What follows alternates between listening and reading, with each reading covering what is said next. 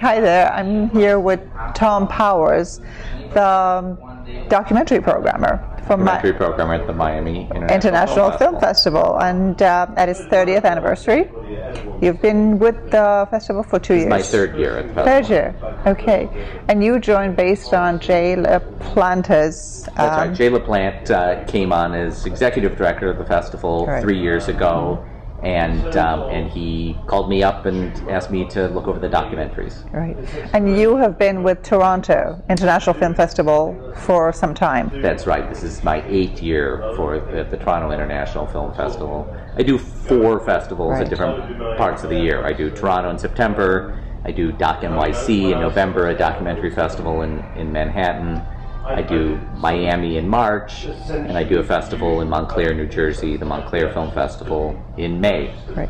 And all year long, you also do Stranger Than Fiction.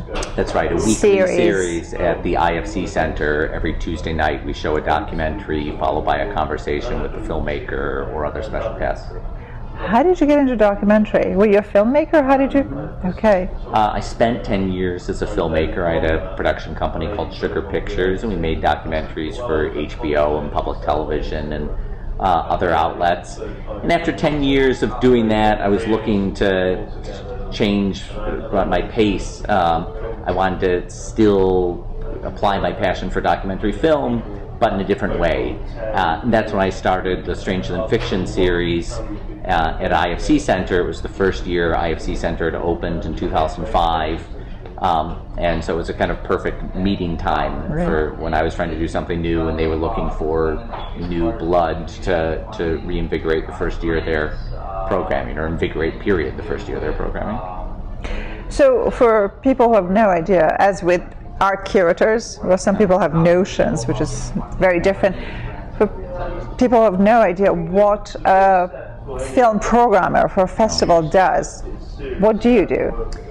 Well, first of all, I watch hundreds of films a year, and out of those hundreds, I'm looking to pick the best films for each festival I work for, and each festival has its own character, taste, and need. So, here at the Miami International Film Festival, we obviously have a strong appetite for Latin American films. So this year in the documentary competition, we have a film called Viva Cuba Libre, Rap is War, which is making its world premiere here. We have another film called Cuba American. Those are 2 films that are uniquely great fits for Miami. Also in Miami, films about art are always click well here. We have a film called Far Out Isn't Far Enough. Which I'm going to see. Oh, it's a terrific film. It's about the illustrator Tommy Ungerer. And in fact, the director Brad Bernstein is here it lives in Miami. So that's always a great fit. Yeah, and La Sagrada, which I saw last night. Sagrada, about Gaudi's church in Barcelona. That's a film that did very well here at the festival. People care about art in Miami. Yeah, and the opening night. Is it the first edition of MIFF, Miami International Film Festival, that opens and closes with it's the first time a pair of documentaries in its 30-year history has opened with documentary and closed with documentary. And the opening was fantastic, 20 feet from stardom, which was actually superb, with Darlene Love performing after the screening, and she brought the house down. It was a night to remember. It was a fantastic way of kickstarting the whole event. And then the closing night is Venus and Serena, about the tennis-playing Williams sisters, who are really kind of hometown women. So we're very excited about that film. Now here's a question. There are a lot of documentaries that are coming out that I consider more promotional, whether it's for celebrities or whether it's for products or events, but they're packaged as documentaries. So obviously it's a very thin line, and some of them are extremely well done. They're hired, fantastic cinematographers and so on and so forth.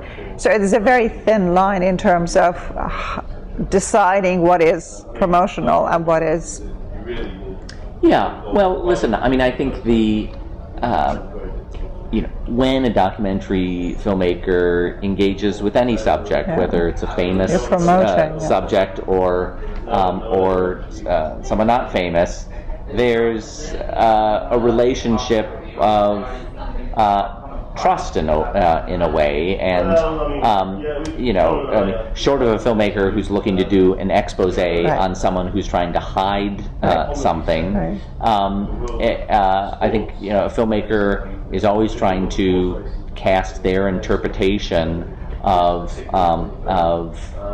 what they see in whoever they're profiling. Now, when you're talking about a celebrity, sometimes there's a lot of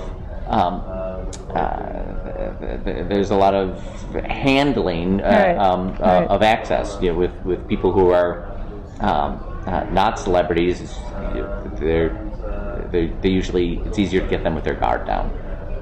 Okay. Okay, good. And the other thing is just the state of documentary non-fiction filmmaking itself, which is becoming a growing field. So you have a lot of producers, even Hollywood producers or executives or studios who are picking up documentaries for release, which they might not have done, let's say, a decade ago or even 5 years ago. So that's a great movement for the field itself. How do you see it progressing, or do you have any predictions? Or well, I think the field of documentary just keeps rising up and up. I don't see it cresting yet. And I think something that's important to think about is, I would say 10 or 15 years ago, the number of documentaries coming out, especially theatrically, was so limited that we could use this label documentary to include, what might be a couple dozen films that would come to prominence each year. Now, there are, last year there were over 100 films, 100 theatrically released documentaries that qualified for the Oscars, that met all the kind of hoops of coming out theatrically to qualify for the Oscars.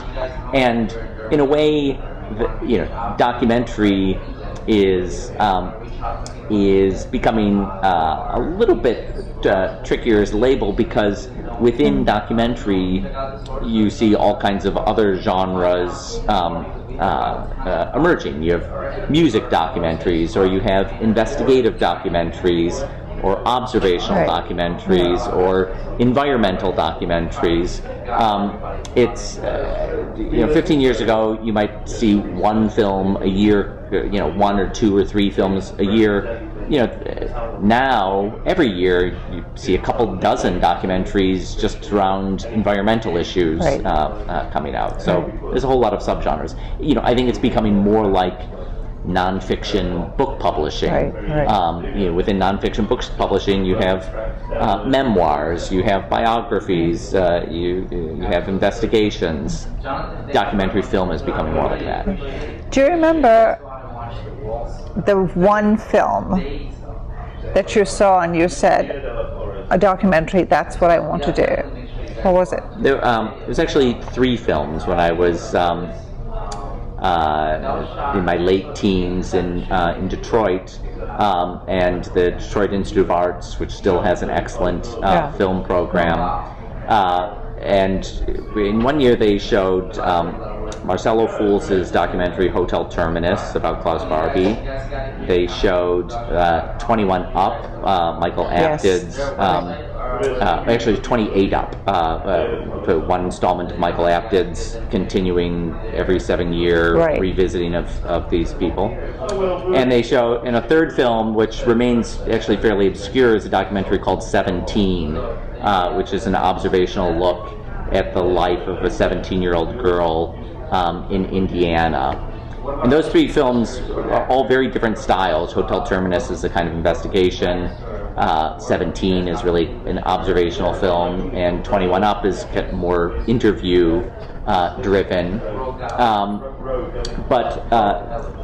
To me, those three films were such an exciting way of engaging with the world that I think that's when it clicked for me that I wanted to be part of that. Speaking of the Detroit Institute of Art, which is an academic institution, and this is one of the few, Miami International Film Festival is one of the few festivals of its kind that is hosted by an academic institution. Yeah, Miami-Dade College. Right. Miami-Dade College is, a unique place in that they not only house Miami Film Festival, they also house the Miami Book Fair, which is also celebrating its 30th anniversary this year. It's in a couple of weeks, I think. The book fair takes place in December. Oh, okay, sorry. Okay. And in November. In November, right. Mid-November. Right. And that's a book fair that's influenced other events like it all over the country. So now you're working on the Montclair. Yes, after the Miami International Film Festival, the next festival on my schedule is the Montclair Film Festival in New Jersey, which takes place April 29th to May 5th, and that's only a couple of. That's not far away. No. It's 2 months away. Yeah, great. Well, it was great talking to you. Thank you. Yeah, very much. Best of luck with all your projects. Thank you. And I'll catch up with you in New York. Absolutely. Okay, take care. Thanks. Until later. Ciao.